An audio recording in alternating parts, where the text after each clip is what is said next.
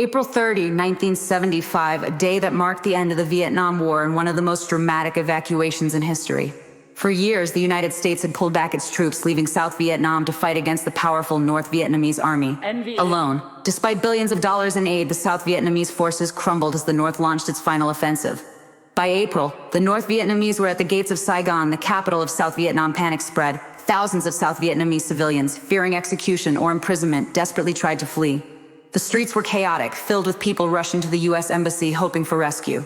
Then came Operation Frequent Wind, the largest helicopter evacuation in history. American helicopters raced back and forth, lifting thousands of diplomats, soldiers, and Vietnamese refugees from rooftops to aircraft carriers offshore. The iconic image of desperate people climbing onto helicopters became a symbol of America's last moments in Vietnam. By midday, President Duong Van Minh of South Vietnam surrendered unconditionally. Shortly after, North Vietnamese tanks smashed through the gates of the presidential palace, marking the official fall of Saigon. The war was over. After 2 decades, Vietnam was now united under communist rule.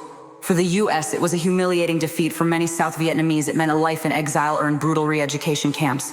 The world watched as one of the most powerful nations on earth lost a war, not just on the battlefield, but in strategy and public opinion. What do you think about the fall of Saigon? Let us know in the comments.